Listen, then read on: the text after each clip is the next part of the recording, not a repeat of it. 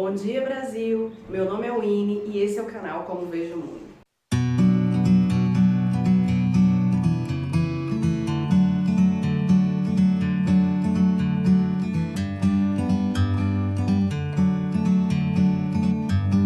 Bom dia, povo maravilhoso do Brasil! Estou aqui tomando um cafezinho e vim fazer esse primeiro vídeo da nossa nova playlist chamada Pink Lemonade, que é a playlist que eu criei para poder falar de vocês sobre outras coisas que eu gosto, como por exemplo, literatura. Na verdade, o Pink Lemonade vai ser basicamente sobre literatura. E eu queria começar essa série com vocês falando de um livro, um best-seller de 1985, que voltou à voga, voltou ao assunto, porque no ano passado ele virou série. É muito comum hoje em dia, e nos anos anteriores, que livros best-sellers se tornassem filmes. E hoje está com essa moda dos livros se tornarem séries, como é o caso, por exemplo, do Game of Thrones, que é famoso, o caso mais famoso de livros que se tornaram séries. Infelizmente, contudo, as pessoas acabam optando por assistir a série em detrimento de ler o livro. E é por isso que eu quero fazer esse Pink Lemonade de hoje, para poder pedir a vocês que, por favor, voltem a se interessar pela literatura. E não tem jeito, o livro sempre vai ser melhor do que o filme. Então, o livro com o qual eu quero falar com vocês hoje é o livro O Conto da Aia. Esse livro foi escrito por Margaret Atwood, a escritora canadense, em 1985. E ele voltou a se tornar famoso, principalmente em 2016, durante a campanha do Donald Trump, onde muitas marchas feministas nos Estados Unidos trouxeram essa ideia de novo. E o ano passado, a Paramount passou a produzir essa série, que tem o nome de The Handmaid's Tale, que é justamente o conto da Aia. E esse livro é muito interessante porque ele é um romance distópico muito parecido com outros romances distópicos do século XX, como Admirável Mundo Novo, em 1984. O problema é que o Admirável Mundo Novo, em 1984, pecam apenas num ponto. Porque os protagonistas são homens e o mundo gira, a história, o enredo acaba se desenrolando a partir do ponto de vista de um homem. Então, a Margaret Atwood cria essa história, essa distopia, que mostra qual seria o ponto de vista, qual seria a versão do que aconteceria com as mulheres numa distopia. Qual é o enredo central do conto da Aia? É muito parecido com 1984, Admirável Mundo Novo, que é a questão de um governo democrático que sofre um golpe e se torna uma ditadura. Nesse caso, aconteceu com os Estados Unidos, que sofreu um golpe de Estado ordenado por uma oligarquia cristã conservadora. E aí ele se torna, então, a chamada República de Gilead, que é uma teocracia ditatorial, ou seja, se torna um governo ditatorial baseado nas leis da igreja. E quem mais sofre com essa teocracia, com essa mudança desse golpe de Estado, são as mulheres.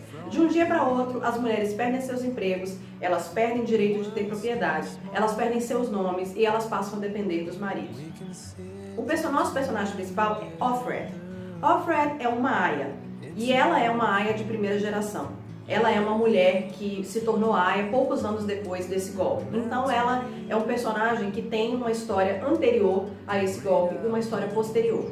E ela vai nos contando sempre numa narração de primeira pessoa. Como é que funciona o sistema dessa República de Gilead? Eles pegam as mulheres e estratificam elas em castas sociais, sempre originadas e relacionadas ao cuidado com o lar.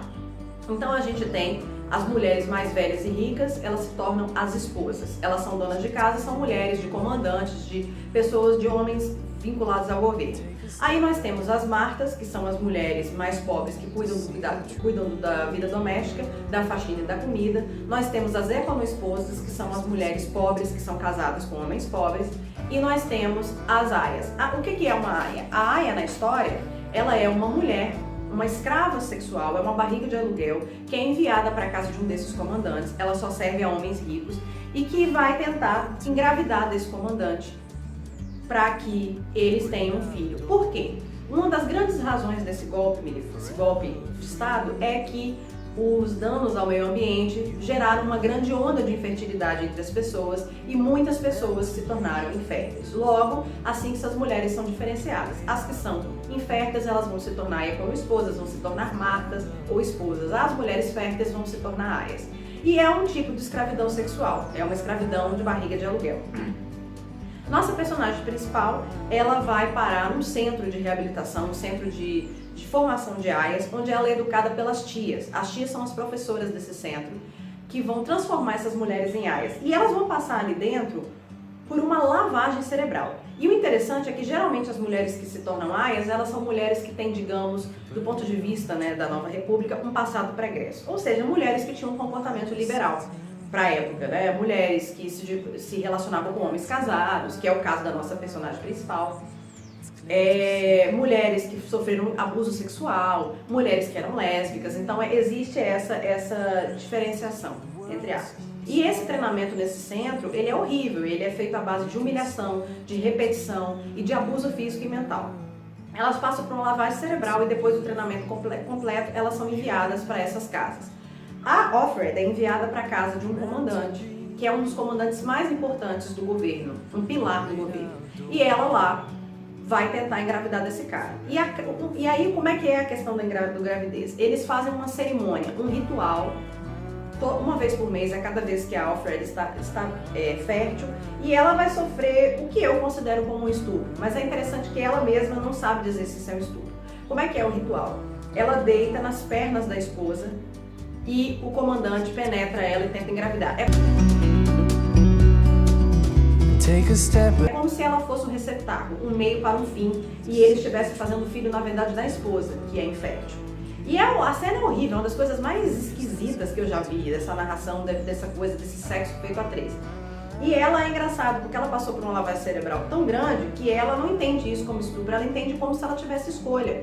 Ela tinha essa escolha de se tornar aia, ou tinha escolha de se tornar uma não mulher, ou seja, uma prostituta, ou uma mulher que vai sofrer de uma castração genital, que tem essa questão de mutilação genital, mutilação feminina no livro.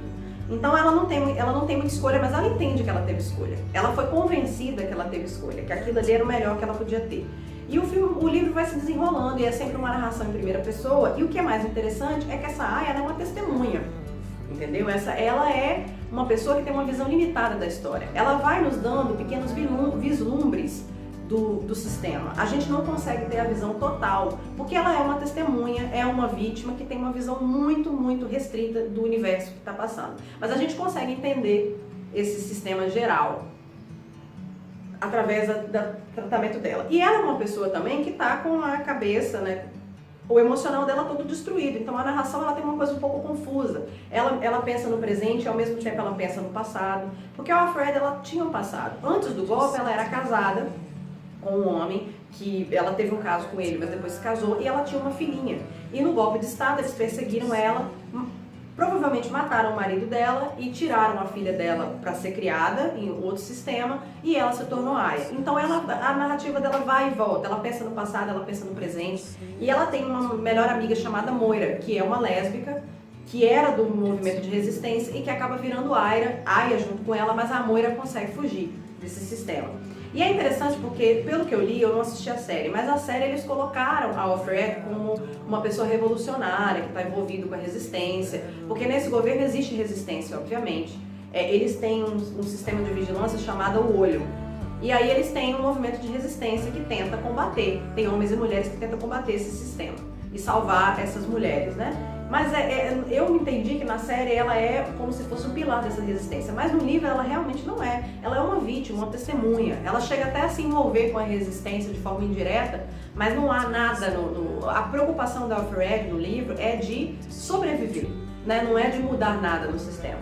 Mas é interessante, o livro vai mostrando para vocês a construção desse personagem, ao mesmo tempo que vai construindo essa distopia, esse governo distópico. E uma das coisas que é mais interessante é que esse sistema só existe no chamado Estados Unidos, na chamada República de Gilead.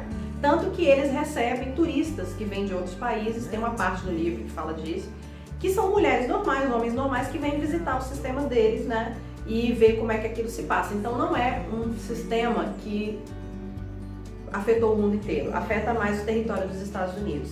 E que foi uma resposta, digamos, à promiscuidade das pessoas, e foi uma resposta a essa questão de infertilidade. Porque esse governo, essa oligarquia cristã, ela entende que essa onda de infertilidade foi uma punição divina pela promiscuidade das pessoas. E obviamente que as mulheres são as mais punidas, né? A mulher volta a ser considerada como o pináculo do pecado desse livro. E é interessante que elas são convencidas de qualquer violência sexual que elas sofreram era culpa delas. Mas ao mesmo tempo, as aias elas ficam, digamos, se sentem seguras porque elas não sofrem mais assédio sexual na rua e aí as tias convencem elas de que isso é bom. Então se elas não sofrem violência sexual, se elas não sofrem mais assédio na rua, então alguma coisa boa aconteceu. O livro é muito interessante, ele é muito parecido com algumas coisas com 1984, mas ele mostra esse ponto de vista exclusivamente feminino. E eu fiquei muito chocada de saber que o livro é da década de 80, porque ele parece muito atual, né? A história é muito atual e você vê que a situação das mulheres não melhorou. Melhorou para algumas coisas, mas não melhorou lá essas coisas. E também fala de como a liberdade da gente é uma coisa frágil. Porque um momento ela tem uma profissão, um diploma, uma carreira, um marido e uma filha, e daqui a pouco todos os direitos dela são revogados em detrimento desse marido ou em detrimento do Estado. A Off-Red, ela perde o nome dela, esse não é o nome dela. Mas assim, em momento nenhum no livro diz qual era o nome dela original. Mas assim, ela perde sequer a identidade dela, o nome com o qual ela foi batizada. E uma das coisas mais interessantes é que ela era filha de uma feminista da década de 70, que era uma ativista do feminismo. E isso é muito interessante, vai mostrando pra gente que a Off-Red é uma mulher comum, ela não é uma mulher feminista, ela é filha de uma feminista, mas ela tem ressalvas com aquele comportamento, ela não tem o comportamento radical da Moira, por exemplo, ela é uma mulher comum, que está disposta a sobreviver, que casou, que teve uma filha e que queria viver uma vida comum. Então eu acho que é muito interessante, eu acho que vocês deveriam comprar esse livro pra ler, se eu não me engano esse livro custou uns R$30, eu comprei na Saraiva. Eu vou botar o link aqui pra vocês, esse vídeo não é patrocinado, tá, gente? Mas eu vou botar o link aqui de onde eu comprei. E eu acho muito interessante. Você pode achar que, R$30 é muito dinheiro? Gente, mas isso é um lanche. R$30 é um lanche no fast food. E você pode estar deixando de fazer um lanche e comprando um livro, que é uma coisa que vai te trazer muito mais benefícios no futuro. Então é isso, pessoal. Lembrem-se de se inscrever no canal, tá? Espero que vocês tenham gostado. Comentem aqui embaixo se vocês querem que eu fale de algum outro livro, se vocês querem que eu leia algum outro livro e faça a sinopse desse livro pra vocês, tá? Ou se vocês acharam que essa história tem alguma coisa parecida com algum outro livro que vocês leiam. Lembre de se inscrever no canal, de curtir esse vídeo. E é isso, espero que vocês tenham gostado desse nosso primeiro Pink Lemonade. Beijos e até a próxima!